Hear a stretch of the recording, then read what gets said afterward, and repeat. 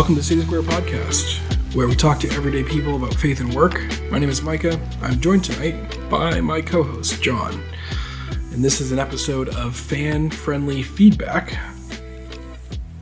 which means we got comments, and we're responding to some comments. What's going on, John? It's when the fans give friendly feedback. I'm doing good, man. What's up, man? I am doing well. It is... I'm tired, but it is fun.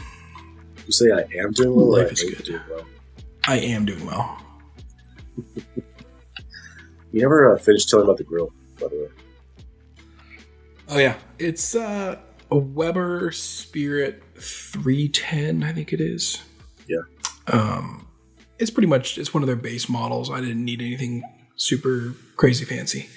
I just needed something that would grill steak and burgers and that sort of thing. So I had a well-loved propane grill that was on its second life with us. It had been well-loved and well-used by some friends of ours who gave it to us several years ago.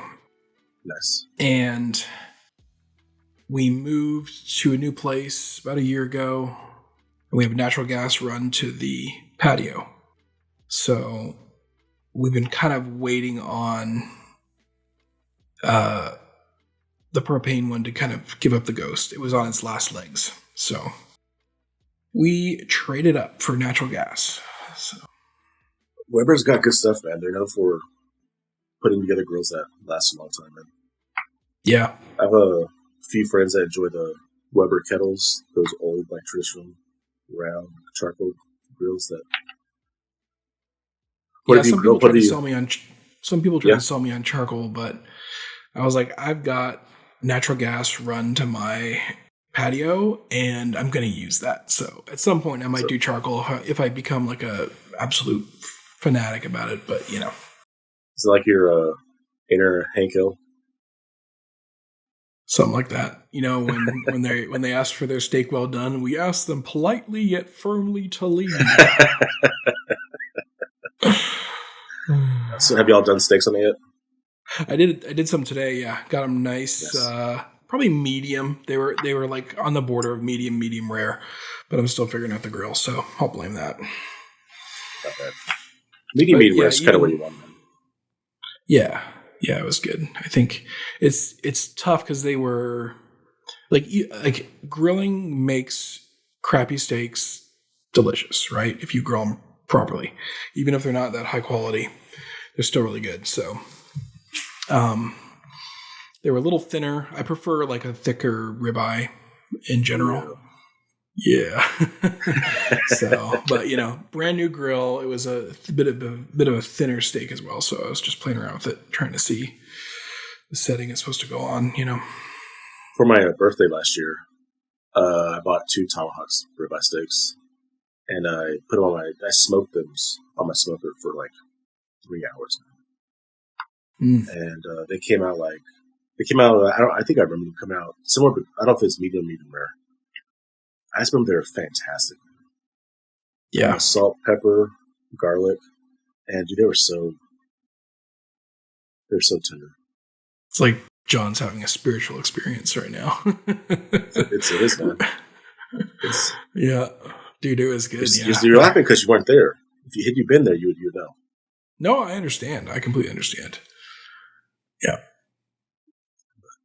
All right, man. You want to get to the first question within our fan-friendly feedback? Let's do it. All right. So the first question they asked us is, should you dress like a Puritan? What do you think, man? You kind of look like a Puritan right now. Do I? Got the collared shirt, man. Looking all spiffy. Fancied up tonight. You tell me. Okay, so I'm guessing they mean, should you dress like a fundamentalist or a Muslim? Possibly. Like, I don't know if we can watch it on. There was some sort of Facebook video I think that prompted this. Yeah, so I got two suspicions, but go ahead. Yeah.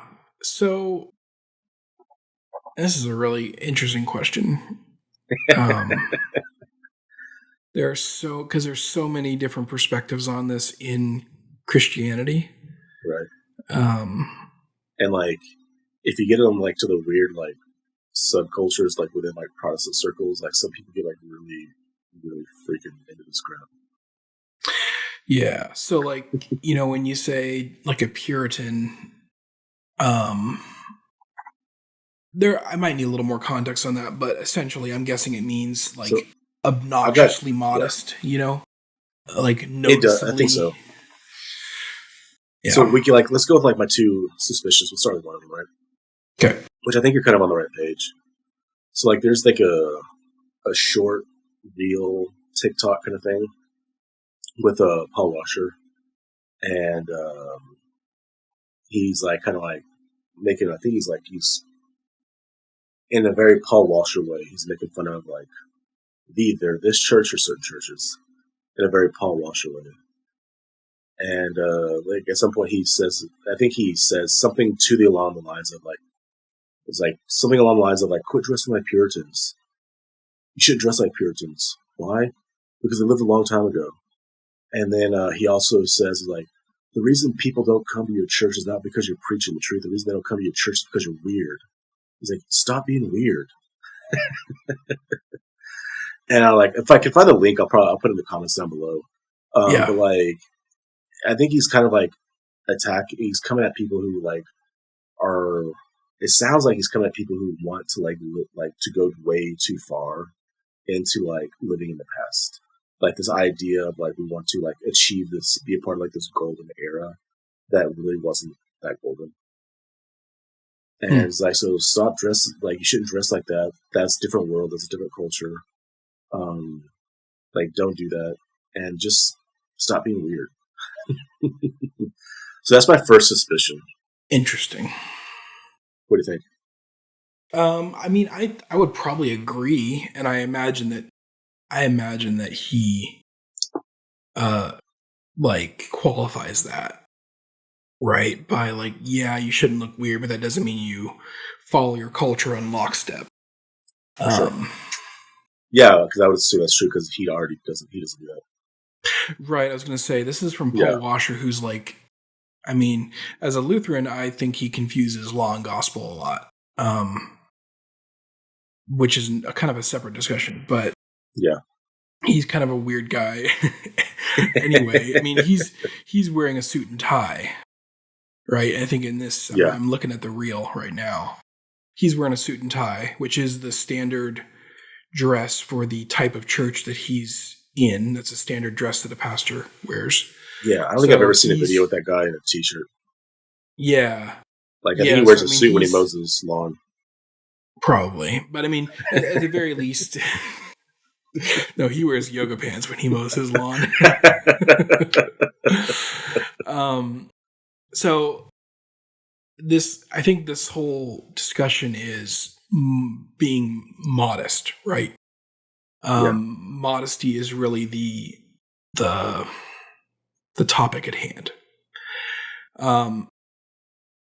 And what's your definition? Do you have a definition of modesty off the top of your head? Because I have. I don't. Part Actually, of one. I don't. Okay. It's weird, like how I think to some extent, like to some extent, I think modesty is up to a person or group to an extent. So the definition of modesty that I'm going off of, which I just have like a partial one, and I think this is part of the word, is being appropriate. Yeah, which right? That is subjective. It's subjective based on context for sure. Yeah. But what is appropriate? What is inappropriate? Let's see. Here's one of the definitions: behavior, manner, or appearance intended to avoid impropriety or indecency. And if there's any Greek scholars or Hebrew scholars in the chat, feel free to drop the Greek or Hebrew definition or whatever the case is. So in my mind, then he is being modest in him wearing a suit. He's being appropriate for the culture that he is ministering in that particular video. Now, for a confessional Lutheran or an Anglican, at least a part of them, right? That would not be modest in the pulpit because that's not appropriate in their church rites, right? Their church practice. I grew up in, the independent fundamental Baptist movement where we did not look like the culture at all. In fact, we were very countercultural, especially when it came to women's dress. And that's where you really see it in like the holiness Pentecostals, even in Jehovah's Witnesses to some degree, and some other groups, some heretical, some not. But the two I'm thinking of in the Christian world would be conservative Baptists and like conservative Pentecostals. And that is women in skirts, very modest skirts, like very, very long skirts. Nothing's form-fitting. Everything's got to be kind of loose. Skirts and shirts and dresses and all that sort of thing. You show very, very little skin. Like in the college I went to, they had like a 2-finger rule. I think it was 2 or 3 fingers. So a girl's neckline could not be lower than like from 2 or 3 fingers from her neck, essentially. So there was all sorts of these kind of arbitrary rules in order to be modest in their definitions. Yeah. That is intense. Well, and if you notice, I think it's Mennonites as well. Yeah. So it's fascinating to me how this works sometimes. You've got cultures like the Mennonites,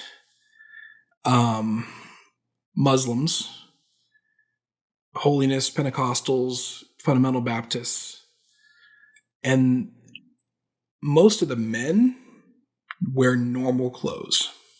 Yeah. They look relatively normal. It's the women that have to wear like the baggy burlap sack type of clothes. I mean, Muslims got burqas, and Mennonites, they wear a head covering all the time. Yeah. And they wear, kind of plain dresses and outfits.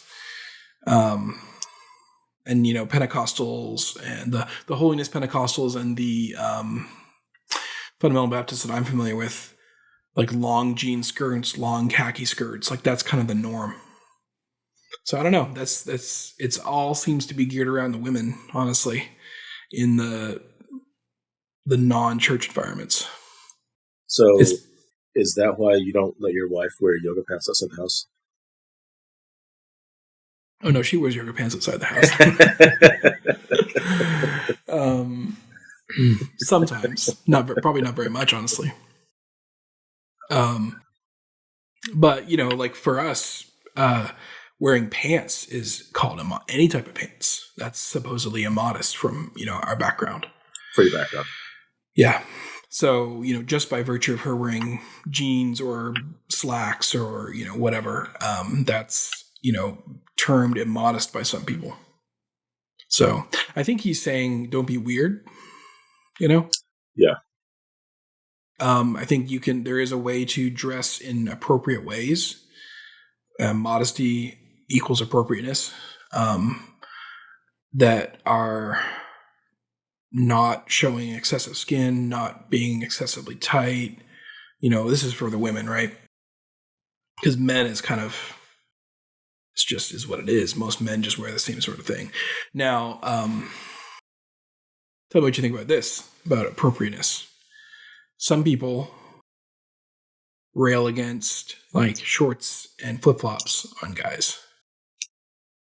So I've actually met some of those people. Yeah. Yeah. So on one end, like, I think now that dudes are wearing like women's shorts, I might actually agree with them. Dude, Yeah, like don't wear women's shorts. it's like dudes are wearing really tiny shorts nowadays. I thought we got past that through the 80s, but now we're I going thought back we were to going it. back to like the Jinkos, man. You know, That's what I was cooking for. For a while there, I was doing a campaign on the internet, make Jinkos great again, but nobody cared. you just need to bite the bullet and start wearing them. Oh man!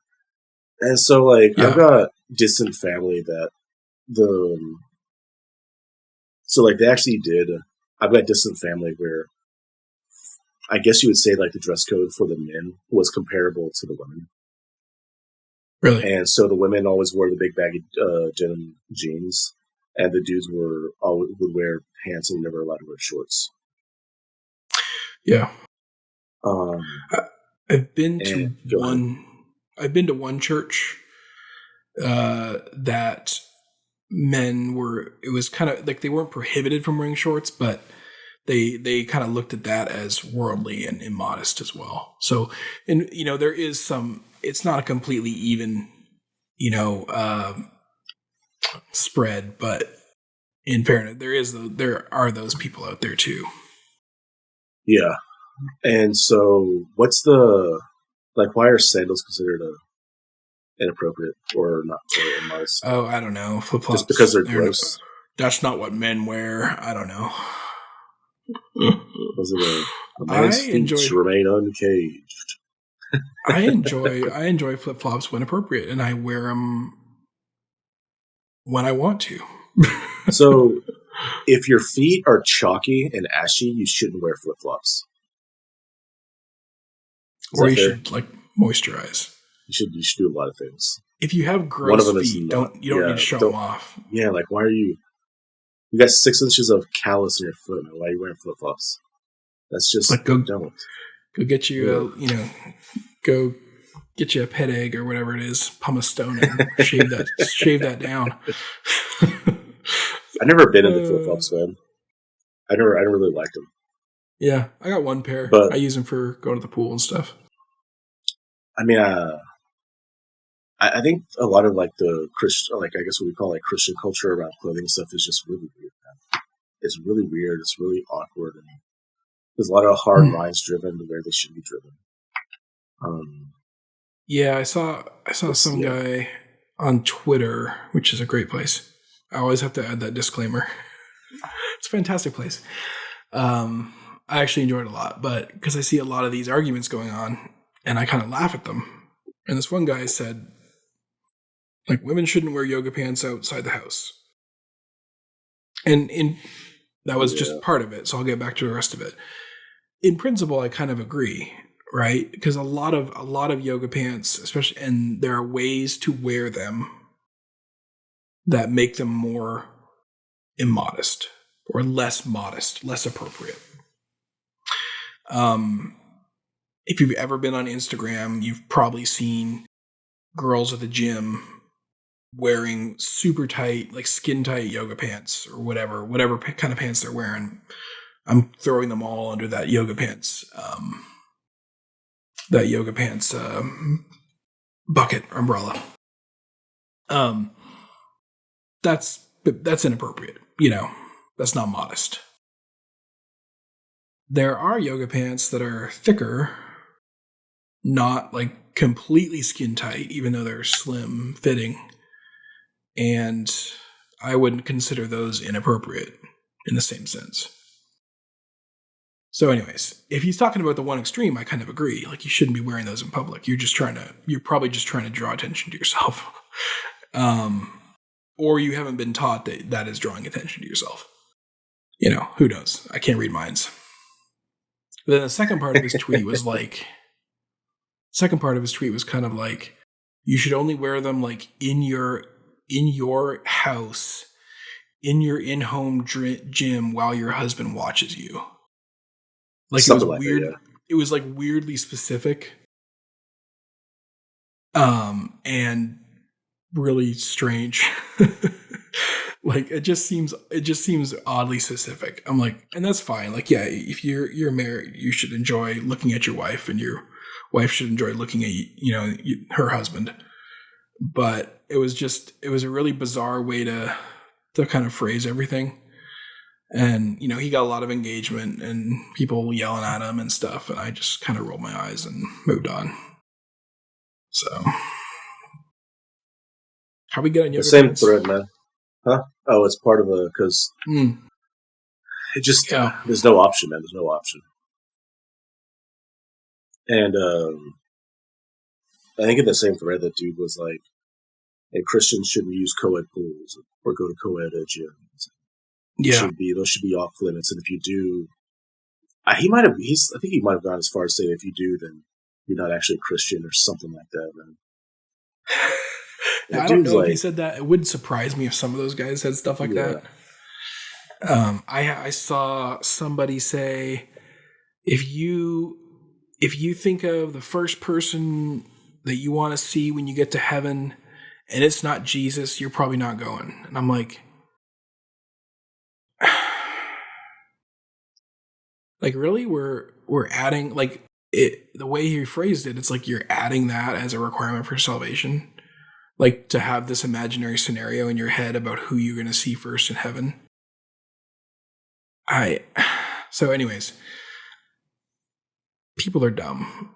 Or, your phrase. They can say people can say stupid things. I can say stupid things as well. Sometimes people say stupid things. But anyways, Twitter, man, it's a fun place.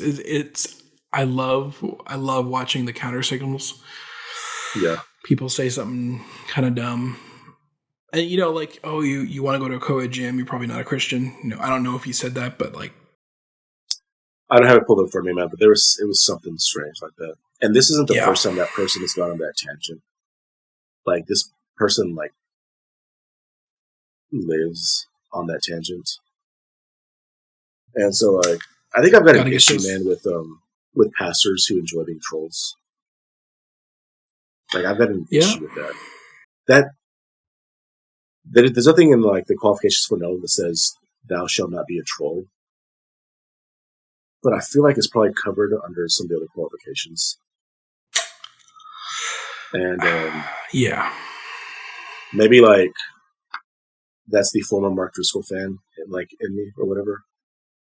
Because Mark Driscoll was kind of was that guy, and that failed epically and still is. And so I don't think pastors should be trolls, man. I agree. There's a way to present that. Maybe that was a strategy, Yeah. Maybe he was trying to make a really hyperbolic point and get a lot of eyes on his podcast and stuff, and or whatever. Right, because he has photos of his wife on his Instagram in yoga pants. Yeah, well, in fairness, the one that I saw, you couldn't really tell if she was in actual yoga pants. At the very least, they were capris, because she was kind of. Yeah, they were capri yoga pants. Man, come on. I mean, this was, and that was from 5 years ago or something like that. Anybody who spends 5 minutes, yeah, go ahead. What's hilarious is he deleted that photo. Yeah, which means they were yoga pants. Yeah, or stretchy pants. They were something. They were showing. Yeah. They were showing some ankle. Which. Okay, and then the same guy. It's different for everybody because everyone's church context is a little different. Right. My anybody who spends 5 minutes on the internet knows who we're talking about by now. Yeah, probably. We're just not going to say the guy's name. Okay, let me draw everyone into the high church world. Okay, so if you haven't been to a liturgical service in a Catholic a solemn, serious Catholic service, or Lutheran, or Anglican, or maybe Orthodox, or something like that, or even maybe High Church Presbyterian. There's going to be difference in how they worship and how they present themselves, and how the pastors are dressed. But a lot of times, there's either going to be in the Presbyterian, it might be a black Geneva gown. That's or a gown is the wrong word, I think, but it's essentially a Albanstole, or, there are these robes that ministers wear of varying types. Cassock maybe is another one. So they'll look a little different depending on the tradition you're in, but that is, very much part of how the service is. You go to a Reformed Baptist church, like the conservative Paul Washer types, you've got suit and tie. How I grew up, kind of the really conservative fundamental Baptist, suit and tie. Most old school Southern Baptists are that way still. This guy who was making a big deal about yoga pants, there's a picture of him like preaching in his church in like a graphic tee and like jeans, and I think he had like some sort of sport coat on, but it was like a big obvious graphic tee, right? To most people from my world and the varying connected ones, right, high church world, that's immodest. Like, that's inappropriate for a pastor to handle the word while dressed casually, right? Because reverence is kind of the name of the game. Now, your mileage will vary depending on what type of church you're in. I wear a shirt similar to this and, like khakis to church. So I'm not like suit and tie in it, right? But I just thought it was funny how different the perspective is depending on where you're kind of coming from. And this guy who's like lecturing people on proper attire is wearing like really casual stuff, Anyways. That's fascinating, man. I do think there's a huge issue, though, when people become overwhelmingly concerned with the outer appearance and not with what's going on internal. Because any douchebag can present themselves perfectly fine on the outside and just be a complete dark mess on the inside. Like plenty of those people are in the country that you and I live in right now. And so, like, I think there's way too much concern on the outer. And, like, dude, like, I think that's one of the messages that, like, Christ sends to the Pharisees, like, over and over and over again. Is that y'all are looking way too, like, y'all look phenomenal on the outside. Y'all are phenomenal con artists. But, like, there's a huge mess that y'all have, and y'all just blind to it. You just don't care about it. Yeah, and so this kind of goes into maybe the discussion with, legislating morality, right? Or, but I feel like his strategy was, all right, he wants to push out some sort of message about modesty and appropriateness in our culture. I don't know if his strategy worked or not. I don't know if anyone's heart or mind was changed. I don't know if that was his goal. I don't think so. It's kind of hard to tell, right? But I don't think it is. I don't think it's hard to tell. Okay, we'll go with that. But if your goal if you have a big platform on Twitter and your podcast and you're a pastor or whatever, and your goal is to push out messages that are net positive for society, not positive in the sense that they're feel good and nice, but that they do good. Like they are either truthful, or they're truthful and helpful, right? Like hopefully you want to hit that sweet spot. So I don't know what his motivations were, but it wasn't that. Like that might have had an element of truth in it, but the presentation of it was not modest. Let's say that. It was just weird, man. I don't get making such a big deal. Like there's more important things. Like, I don't know. If you want to it's a balance. Yeah, I don't know, man. I think my point at the beginning is like a lot of times I think modesty is generally a subjective thing. And I think you kind of like made that point when you were talking about, I guess what I would call the expectations for how a pastor dresses. And so, like, this person you said was in a sports coat and a graphic tee. I mean, that'd be formal for some people who grew up probably in a more mainline evangelical church, where like the pastor might be like in a t-shirt and jeans or something like that. Like you would see, in a lot of, I guess, the more like some like in a lot of like the more neo-reform, neo-Calvinistic churches. On the from the IFB background, suit and tie, or more traditional Reform Protestant suit and tie. Like if you get to more of the Orthodox, it's a whole other kind of thing that I don't understand, which is fine. And so like a lot of that is subjective, man.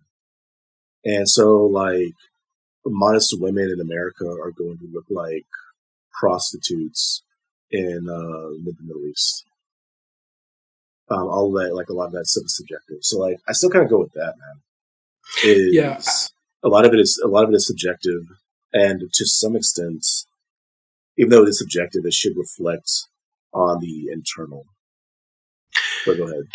I agree. I think I agree to an extent, right? Because I think that it's not wholly subjective. No, it's right. Not. Like there are certain, like you should be appropriately covered for. So modesty is appropriateness. So you're going to wear something different to the opera, right? Because I know you go to the opera a lot. You're going to wear something different to the opera than you would to Golden Corral. Oh, dude, you don't know to what high esteem I hold the Golden Corral, but I can guess. Well, the opera, I think, has a dress code, so you're not allowed in through the door if you're not wearing the right thing. So there's not an option. Right. Now, a fancy let's do apples to apples, or let's keep it in the same genre. A fancier restaurant, maybe they don't have a strict dress code, but there are probably certain expectations, right?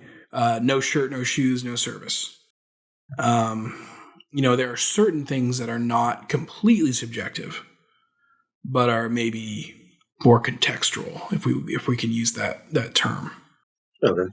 So, I think you're not going to wear a bikini, right, John, to the store. I mean, I hope you don't wear a bikini at all. I hope you don't wear a bikini at all. But there are certain venues that are more appropriate for other things, right? If I ever get to come to try out your new pool, we'll find out. You'll find out, where you're going to be staying with your bikini. It's not going to be at my place. But I think you gotta, there should be. Let's do this instead of dwelling on the morons. How then should we think about what we wear and when? This is all for the ladies. We're going to give you some advice, ladies. I know, right? Starting with John. Dude. I don't know, man. I mean, I think there's certain things that should just be considered off limits, right? Like this. Okay, I'm going to give an example for men and women, and I think I'm just going to do that. Women your butt should not hang out of your shorts, right? That should be clear cut and obvious. I had to think about that for a second. Right. Yeah. Okay. Booty shorts should be off limits, and if a guy is sagging, he deserves a firm kick in the butt with a steel toe boot. That's equality, right? You're racist, is what you're saying. Dude, you have no idea how that is not racist. You should go hang out in the college sectors of your town or your city. Yeah, I think for how my wife and I think about clothes for our daughter, and I think this is how my wife. I can't speak 100% for her, but how she approaches it as well. You don't want it to be skin tight, right? But there's a difference between wearing a bathing suit at our pool than going to church, right? So there's the venue. You have to consider the venue and the audience for what you wear, right? And for men, it's maybe less about how much skin is exposed, because that's really not the focus of men's clothing is not exposed skin or, form-fitting stuff in the same way it is with women, right? Yeah, So I think it's there's a little more. I think there's actually more overlap there than we are used. We're used to, but for the most part, I saying that I'm agree a with you. boomer or something? Nah, dude, but um, like there are dudes that will walk up and down the streets like what they call a wife beater. Yeah. That I would probably say like that should be considered. You probably shouldn't do that. Just like it's probably not a good idea for women to go to the store in a bra, like a sports bra or something like that. Yeah. That's probably not. Either of those two things should probably considered off limits, right? Yeah, I think so. I think with women, it's more like the focus, of course, is on, at least for most Christian women who are kind of what I would maybe term as the reasonable middle. You're not going to be wearing, you're not trying to be immodest, but you're also not, you're not Amish, right? So you wear things that are not excessively you're not going to wear things that are excessively form fitting or tight or short or whatever. And you're trying to be appropriate. And for men, it's like, yeah, you need to be appropriate as well. It's just, there's a different focus, I think, especially because men are more like, I'm probably gonna get in trouble for saying this, but men are like more visually oriented in general, right? No, yeah, that's true. Not in every single aspect, right? Dr. Jordan Peterson always talks about the fringes of things, right? Because in general, men and women are very similar, but on the fringes of things, they're very, very, very different, right? Yeah. So the focus there is different, on from one sex to the other. But I think the principle stands is try to be appropriate for the occasion and the audience, So I don't know how much longer we want to stay on this topic, but I think we'd kind of be doing a disservice if we didn't mention that a lot of times when the scripture talks about women's modesty, it's not always in reference to like their, I guess, sexuality, but like they're being physically promiscuous in the dress. But a lot of times it's in reference to them flaunting their wealth in public with their dress. Yes. And I think that's one of the things that a lot of the people who are hyper obsessed with modesty swing and miss on, is a lot of the times it's in reference to them flaunting their wealth in their dress. And that gets a huge pass a lot. Yeah, I think you can put that safely under the umbrella of appropriate, right? Which is what modesty means. But I think that we shouldn't ignore it, because that is what I think at least one of the passages is kind of almost explicitly referring to. You don't flaunt your wealth. You don't. I don't have it in front of me, or else I'd read it. But you're going to be, our heart posture as a Christian, I think in every area of our life, at some level, there should be a posture of service to our neighbor, right? Yeah. In our vocations, husband, father, employee, friend, church member, all that stuff. Everything that I am tasked with on this earth, that's all part of my service to my neighbor. So we should have that. You don't want to operate in like a selfish mindset, right? Or a prideful mindset. So like, I've got a really nice watch. Well, I'm going to make sure I wear that. Make sure I wear that, and oh, look at my, this isn't it, but this is a Fitbit.